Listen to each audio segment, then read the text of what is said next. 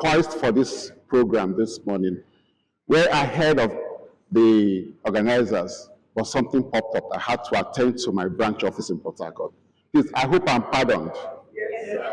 A round of applause again for all of us. The person you're seeing here, that's Mr. Anthony Ogadi, that you've just read my profile, didn't have the opportunity you're having now. Yours is school to see.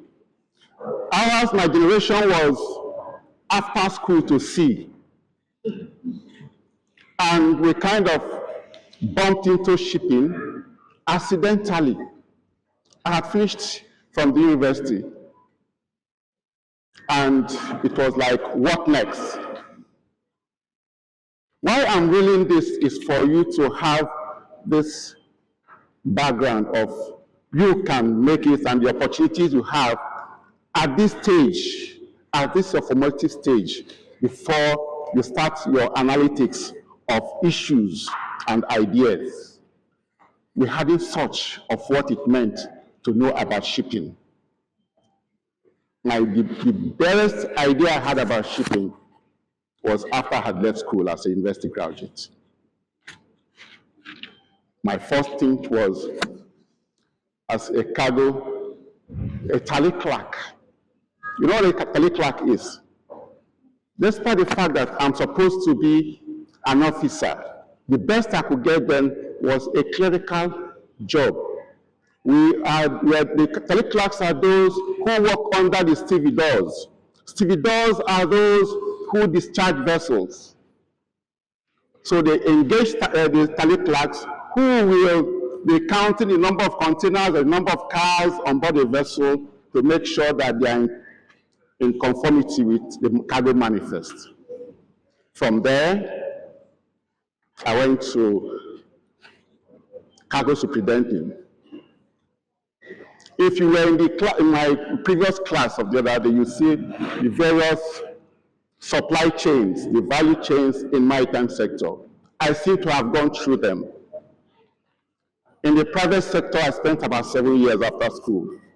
I exited the private sector as an assistant shipping manager before I got into the Nigerian Maritime Authority as a junior officer, and after 33 years, I left the Nigerian Maritime Authority, which transferred to Nigerian Maritime Administration and Safety Agency. I exited government service on the 31st of October 2021. On the 1st of November, I was in my private practice. What does it portend? The opportunities are there. And you are so opportune to start learning about shipping at this rudimentary stage. Hence, I wish to stand on already established protocol and say good afternoon or good morning, everybody, as I reel out this keynote address.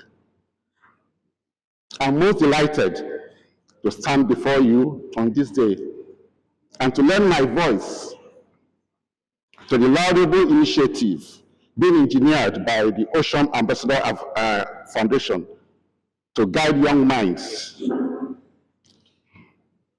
from school to sea. And this has been on for the past 7 years. Please, a round of applause for Schools to Sea is a global educational concept on career development opportunities in the maritime industry. This initiative is to galvanize young minds of primary, secondary schools on the pathway and exposure to the broad spectrum of maritime and blue economy. The concept provides the internship and the mentorship with maritime professionals, like as you're seeing them here. The last that has spoken to you now is from the customs. The maritime supply chain is the connecting link of the various components in the relay race of goods from port of origin to point of destination, which makes the entire maritime value chain. Today, 4th of June, in the calendar of School to Sea program of 2025 is the turn of Nigerian Customs, a critical stakeholder, a regulator, and with a statutory responsibility to facilitate maritime trade. You just had it all. She was on point when she read out what their responsibilities are. And to collect accruing custom duties from individual maritime nations of the world that are sending consignment to Nigeria. This unique opportunity being facilitated by the Ocean Ambassadors Foundation is yet a milestone in the bid to bring the workings of the maritime industry to young developing minds of yours, and to further broaden your scope of multiple choices in the technical maritime sciences and commercial maritime economies of trade and commerce. On this note, on behalf of the NASEC Marine Services and other industry practitioners, I commend and congratulate Ocean Ambassador Foundations for their commitment, zeal, and dexterity over the years to see the success of this program. For you young lads, I wish to congratulate you for being among the few that were selected to be considered for this rare opportunity. Trying to chart a career path for this formative stage of your educational endeavor. I will urge you all to take all that comes from this session, as the sea is not only calling, it is waiting for you, for your leadership. Thank you, as I have not taken your attention for granted. So all in all, you are welcome. And this might just take me to the next stanza of the presentation I'm supposed to make for this program. It is here already. Today is for the customs. And they have a very unique statutory responsibility, as you've been told. How does the private practitioner relate with the customs? You can see Nigerian customs there, for instance, at the middle. They are interrelated and interwoven in the supply chain of the entire maritime spectrum. Let me start from those who stand in for the Nigerian customs. That's the clearing and forwarding agents, which my organization partakes in. They work directly with the customs to ensure documentation, inspection, declaration, and delivery of consignments, clearing and forward agents. Because every consignment must be cleared, not by the owner of the consignment, but by an appointed clearing and forwarding agent, and to relate to the Nigerian customs in this respect. Nigerian customs roomages vessels on arrival. What do I mean by roomage? They check the vessel on arrival, they board the vessel on arrival, they make sure that all that is contained by the vessel via the cargo manifest of the vessel is what the vessel is carrying. They ensure that there are no contrabands on board the vessel. And thereafter, once certified by the Nigerian customs, the seal is broken. Without the seal being broken, the master or the chief officer of that vessel can never discharge a dime or a container from that vessel. So the shipping agent, who is appointed by the shipping company, relates with Nigerian customs to ensure that that responsibility is carried out. That's why the shipping agents handle the arrival and departure of ships through Nigerian customs. They must get clearance on arrival. They must also get clearance on departure. And even if the vessel is going to another port in Nigeria, they give them a Trans-Aya pathway. Because a vessel might call Apapa and call One and call Calabar the custom is responsible to make sure that there's a coastwise transfer for this vessel to proceed to the next port to do their operations. How does custom relate with the standard regulation of Nigeria? That's one, they make sure that there's quality assurance. The quality assurance of that consignment is in tandem with the rules and regulations and specifications of the country. If this consignment does not meet the quality assurance standard of Nigeria, Nigeria Customs, for instance, will not allow this consignment to be discharged. Invariably, the consignment is liable for seizure. As she mentioned, for expediency, Nigeria Customs does not only stay in the port, they go to warehouses. Warehouses could be privately owned, they could be publicly owned, but they situate themselves there to facilitate the clearance of cargo. So they are at this point, and when a custom is situated at a warehouse, that warehouse is designated or regarded as a bonded warehouse. That means you can move your consignment from the port. Instead of waiting for it on arrival, instead of waiting for it to be cleared by the customs in the port, move it to the warehouse. Because when you get to the warehouse, there's a custom service for you there to take care of the consignment. Cargo inspection. Without the quality assurance that is done by the son on arrival of the consignment, also these consignments have been inspected in their country of origin by cargo inspectors to certify that this consignment that is heading to Nigeria, for instance, has all the quality assurance to the country of destination. On arrival, Nigeria Customs will ask for these documents to certify that this. Sorry, I lost my. Sorry. Please get back the screen, please. To certify that this consignment can be allowed into the country of destination. So they relate on the terminal operation, the customs is there. That they are responsible for batting and unbatting vessels, that's like as I mentioned, in roomaging. So in all this, the relationship of the private practitioners is apt and is tied to the airport stream of the Nigerian Customs. On this note, I wish to say thank you very much for listening.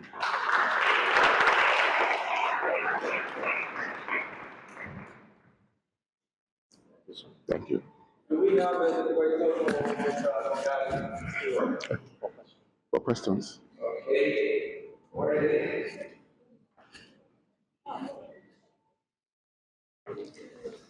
Can I have water?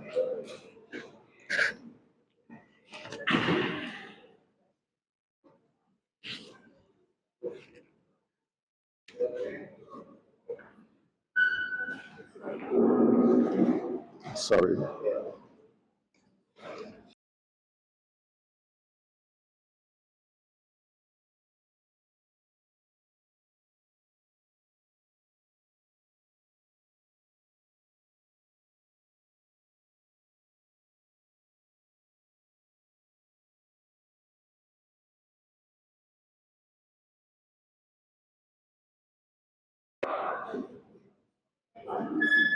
I hope you are not tired. Okay. What subjects, what courses or subject do you need to be a maritime expert? That's why I told you guys, you are extremely lucky. In our time, there was no curriculum for shipping or maritime in the schools. Ocean ambassadors, kudos to you. You are forming their minds for them to know that to start interrogating the system. Nigeria is a maritime country in all ramifications. We have over 6 ports, about 35 to 40 oil terminals and jetties, 850 kilometers of coastline, Singapore does not have this much. Unfortunately, if you check the curriculum of our tertiary institutions, you see maritime lacking. Just sincerely, I did geography in school. The little I knew about maritime was sea transportation and the rest. That's what I told you. We stumbled into it in search of jobs, and we became interested in it from the rudiments as a tally clerk. Your basic social science courses, if you want to go into commercial maritime, your economics, your commerce, your English language, and statistics with mathematics, all commercial courses can lead you to the commercial aspect of shipping. If you're going to the technical aspects, be sure you're very smart or you're very good in your sciences, especially physics and mathematics, further maths. So you want to be an engineer, a maritime engineer, a maritime architect, all the positions of what JAM they ask you if they're in JAM curriculum or if they're in the tertiary institutions. But just be sound in your sciences.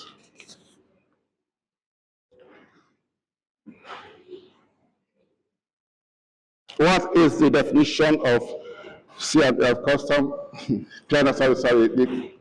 the definition of C&F agent is? Sorry about that. We have to go with time. Clearing and forwarding. Clearing and forwarding, that's C&F. But when you get into shipping, these are the acronyms of the abbreviations you'll be coming across.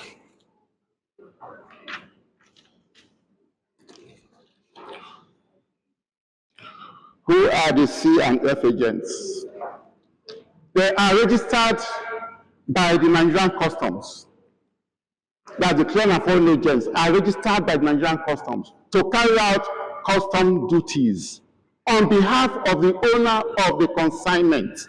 You own a container, you don't have, if you're not registered with the customs, you don't have the requisite permission to come and present to customs to take delivery of this consignment from the port. You understand me? So you must be a custom registered agent. There are prerequisites. You must be a registered corporate entity, telling with your CAC registration, then applying to Nigerian Customs that you want to be an agent. You want to stand in for the Nigerian Customs in the port, at the airport, etc.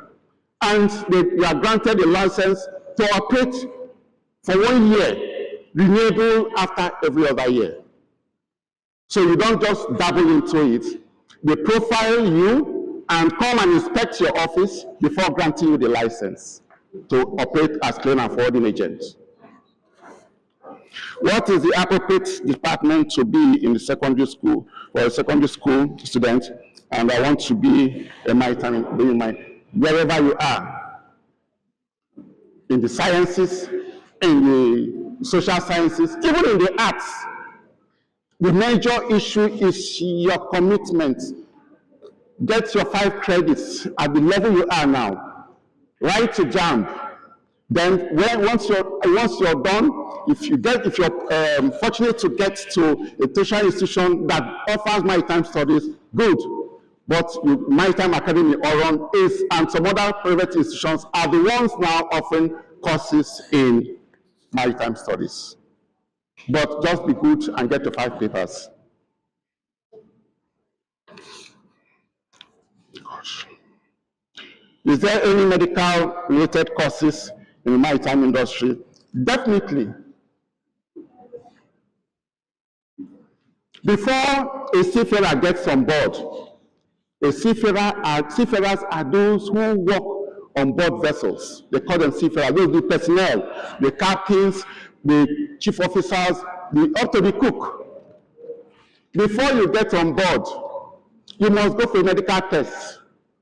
There must be an onboard medical team on every vessel to make sure that the health of the seamen are in a good condition. Because fitness, seafaring is not a joke. It's not a joke. If you are opportune to go offshore, forget where you are now, where you don't see the beginning and the end of water. If you're not strong-hearted, you might not go back again. First of all, you'll be accosted with, you must definitely have seasickness. You must throw up. Your tummy will come up from everything you've eaten. Then that initiates you into being a seafarer. Because of what? Because of turbulence. The sea is never calm. The sea is a body of water being propelled by wind. So where the wind goes, the strong wind, see, there's nothing protecting the sea. So once the wind hits the water, these were things I learned in geography. Current, ocean. How many of us are geographers here? How many of us do geography? Fine. Sea current. When the sea current comes, it takes the tide up. That's the level of the water up. As it's going up, it's throwing everything. These big vessels you're seeing here are like small plates or calabash on board, or on sea. So it's quite turbulent. So you must make sure, they have a medical team that will examine you and see how strong you are to engage on sea voyages. And you don't just go by 6 a.m. and come back by 4 p.m. and say you're going to your house. No. You go for months. For months, at times years, so long as your vessel is sailing. If you're on an international voyage, your vessel takes off from Singapore or takes off from China, heading towards Nigeria, that takes almost 1 month to get here and to return again. So once you've made up your mind, for instance, to be a seafarer, just know that you're going to be living a double life. There's your shore life and there's your onboard life, but it's part of it. My second son told me, Daddy, I want to be on board. He studied mechanical engineering. And what did he do? He started going for his mandatories. He has to go for the basic mandatory courses in these maritime academies to be able to, after getting his BSc engineering, have to go to acquire those courses, and after which, go for 18 months compulsory sea time on board the vessel before you are qualified as a seafarer. So medicals, top notch. So it's needed. Our ports owned by government, and yes, sure. Nigerian ports were owned by Nigerian government before it was ceded to private individuals. They came up with this idea that government is not a good businessman. So transfer these ports to individuals, and that's why you're seeing efficiency everywhere. You're seeing so many private companies, corporate companies taking over the role of what Nigerian Ports Authority was doing. Which was standing in for Nigerian government. On a port was from the scratch built by Intels.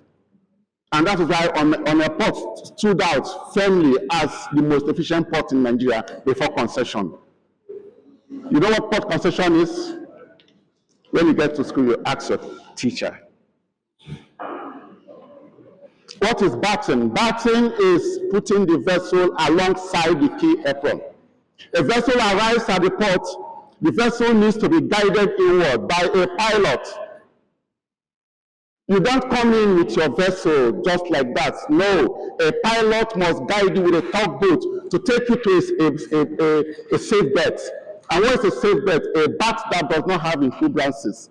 So this pilot, despite the captain of the vessel, the pilots will leave the shores here with these pilot quarters, that's the tugboats, head out to sea, identify with the vessel and the captain, so that maneuver the vessel inward through the channel to a safe berth. And once it gets to that berth, it's tied up by the mooring men and the vessel is ready for operation.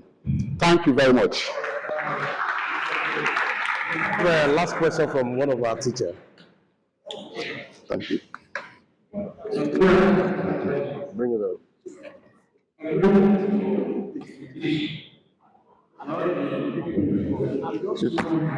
Just asking me?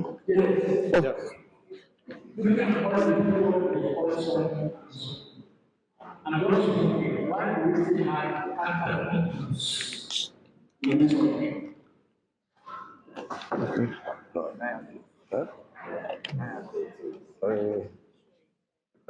Yeah, thank you. Last. Oh, okay. Yeah. So my next question is, for the sake of everyone, so we don't use simple. Can you help us differentiate between the Nigerian correspondent and the Nigerian? Secondly, we have regional industry and international overhead. And one person asked for a visa and choose and move back the what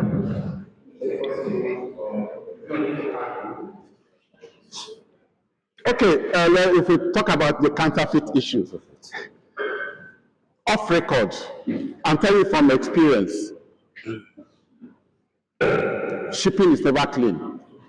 Like every other trade, it's never clean, and that's why they are there. That's why all the regulatory bodies are up on their toes to ensure that the right thing is done. It's like as she mentioned, 80% of our trade goes by sea. 80%. So, and you see that 70% of the world is surrounded by water.